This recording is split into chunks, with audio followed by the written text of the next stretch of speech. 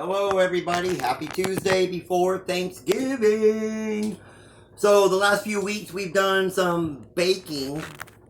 We were working with that art form of baking our own bread, biscuits.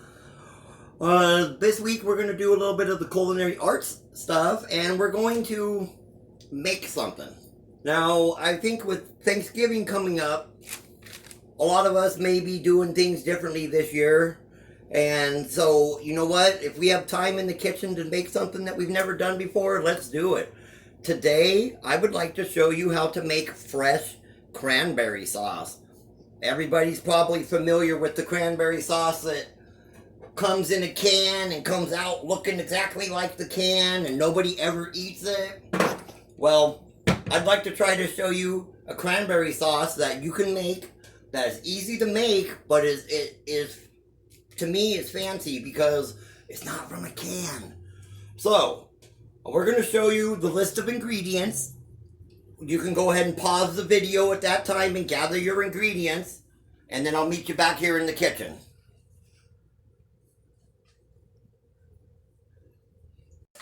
Okay, so you've gathered all your ingredients. You're going to need, you'll need a pan. This pan's a little bit big, but I couldn't find my other one right now, so I just went with this. You'll need a pan, a bowl to put your cranberries in when it's done, a spatula, and a zester, because we're going to take the orange and grate the orange afterwards. So what I do for the fresh orange juice, since we're going to be using the peel, the rind anyway, I use 2 oranges, squeeze out all the juice, and this has my water, sugar, and orange juice in it. We're going to save these. Don't throw this away. Don't throw this away. We're going to set that right there for now. I'm going to turn this on, and we're going to get this mixture cooking for 5 minutes. We want that sugar to fully dissolve in here and not be present in our final product. So, we have all of our first step here. I'm going to get this going and let it mix and stir for 5 minutes, and we'll be right back. Okay, so I'm still waiting for this to come up to a boil, but I just want to talk about Thanksgiving and what everybody's doing out there for Thanksgiving. I know it's going to be a lot different this year. I know that we're just going to have our little people around the house. I think my brother's going to come over.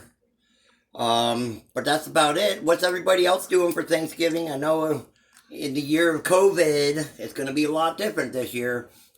But I feel that we can all branch out and do different things.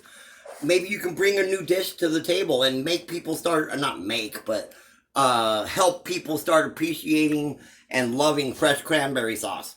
Because it does go well with turkey.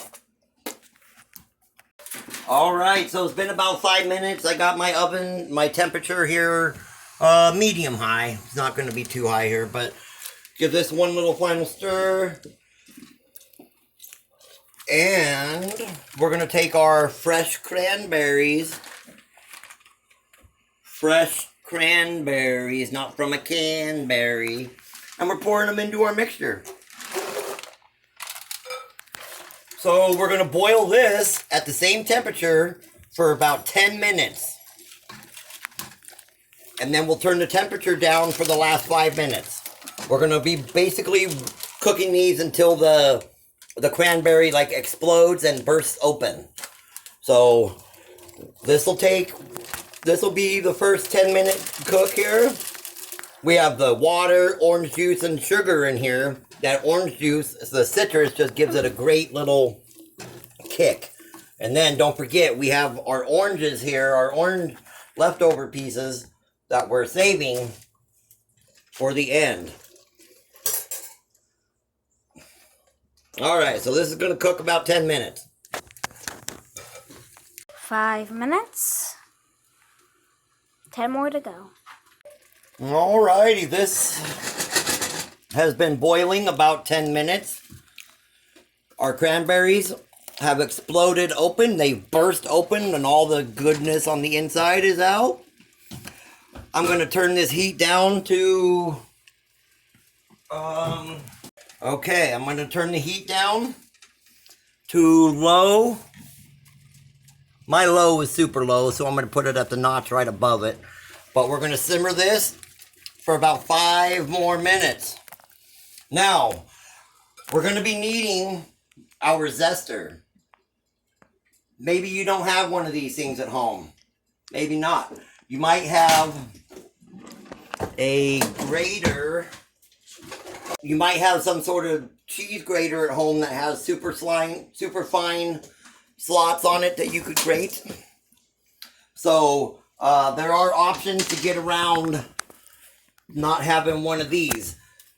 If you don't get to use this, it's not going to be the end of the world. If you just don't have something to put in there, it's not going to be the end of the world. But it will add a nice little zest to it. So we're going to give this mixture here about 5 more minutes, and we will meet you back here. All right. As you can see, our cranberries, the liquid has mostly reduced out. There's a little bit there. This is going to thicken up as it sits. So now we turn the heat off.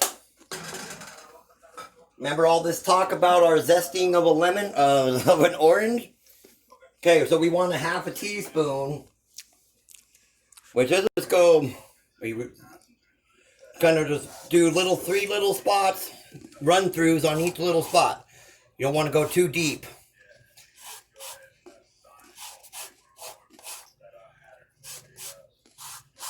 So I'm gonna go through, I'm gonna do probably 2 orange halves, so 1 whole orange for zesting. So we'll go ahead. Okay, so as you can see here, we've grated in the orange zest, and that's gonna be the final little kick to make our cranberry sauce stand out and make everybody who tries it sit there and go, what's that flavor? Cranberry sauce from a can doesn't taste like that. And you can say, well, no, this stuff isn't from a can. Although you could take a can and probably pour it into a can and let it sit in the fridge and make people think it's from a can. So I'm going to take this.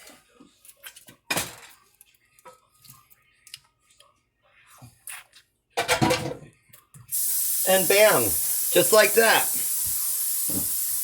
we have holiday cranberry sauce, fresh, homemade. I think that you will turn everybody on and get everybody excited about the idea of cranberry sauce with this recipe. Thank you. Have a good holiday.